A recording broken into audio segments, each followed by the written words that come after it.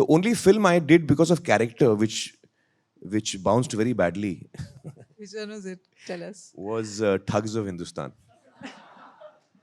You know, Thugs of Hindostan had a very normal story, you know. It's actually Sholay. If you look at it, it's Sholay. In Sholay, you have Sanjeev Kumar Thakur, who needs to take revenge for his family being wiped out. And two people come and help him, Jay and Viru. Over here, it's Zafira, whose family gets wiped out. She needs help.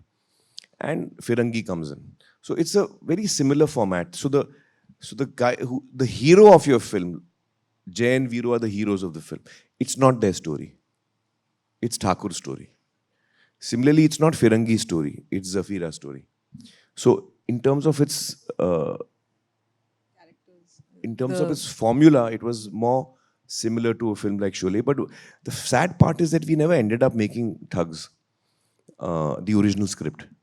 Okay. No, we never. Because we for casting reasons, we kept changing the script. Fundamental error. Fundamental error. And I would have never thought I'll do some fundamental error, but sabse hota hai. We should not have changed the script. Even if we didn't get the casting we wanted, we should have stuck to the original script. So when you'll have seen Thugs, you'll have not seen the original script that Victor had written because it went through too many changes. Okay. Because for casting reasons. And however, that was one instance where I always felt that kahani theek hai. It's a normal story of, you know. But this character is damn exciting. Yeah. Firangi, he's such a unreliable character. You don't know when he's speaking the truth, when he's not.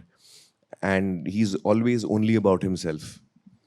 And I found that a very attractive and engaging character. You know, he's got some great moments here. You know, when he's leaving from that camp and he says that bird is, you know, Bachchan's bird is looking at him. If I remember correctly, what the lines were, he says कि भाई जितनी अच्छाई थी सब निचोड़ लिए भाई अब और बाकी नहीं है हमको जाने दो अभी यहाँ से. So he's a very charming and very attractive character. Yes, it was. Very unusual character also. But usually I go with the script and not the character. In an interview recently, not recently, but Javier Bardem said that as an actor, you have to be very honest when you're facing the camera. Can you explain what honesty as an actor means in front of the camera, and as a director, what does honesty mean? Is it the same thing? Is it different for actors, different for directors? No, I think for directors, actors, for all film people, when we say you have to be honest, what we're trying to say is that what the writing is making you feel and what the writing is, and since you've committed to that writing, then you have to be honest to what that space is. In terms of its flavor, so if it's Andaz Apna Apna, then it's very wacky comedy. It's slapstick, it's dialogue comedy, it's situational comedy. All of it is thrown in together.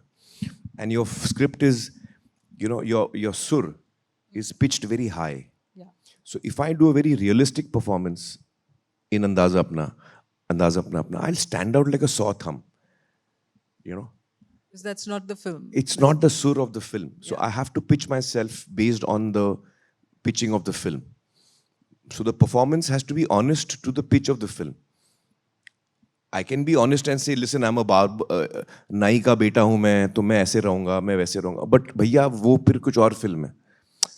You know, so you have to, as an actor, you have to follow the pitch of the film. I have to be in key with the film. I can't just take off and do my own thing. Yeah. But honesty, I mean, I'll give an example. So, for example, when I did Talash, Talash is a film about loss. It's one of the rare films I've come across, which is a film about coming to terms with loss. All the characters have lost something very, very valuable to them. And they spend the rest of their time, you know, struggling to come to terms with it. And my character is someone who's lost his son, who's in a boating accident at the age of 7 or 8.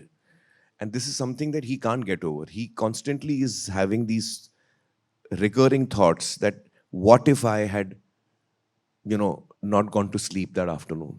What if I had played Ludo with him? What if I had gone with him on the boat? He keeps reliving that moment Yeah. out of his guilt. That, I wish I was more alert.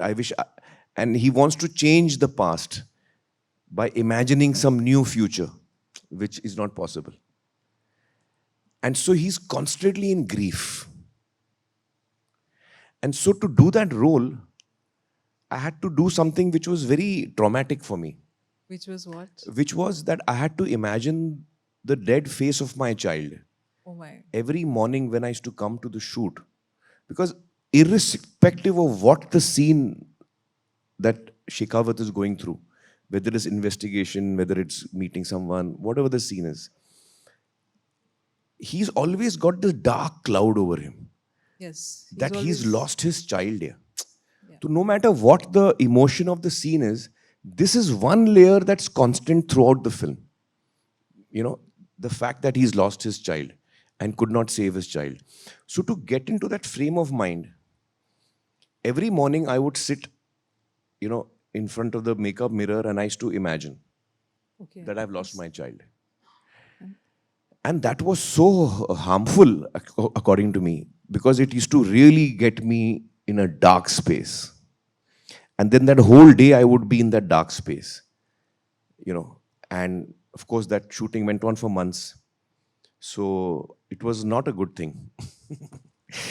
But But you got the brooding part of it but bang I think I on. got that part right Yeah. because Yeah. He had a brooding yeah, yeah, air he's about yeah, him he's throughout the yeah, film, yeah.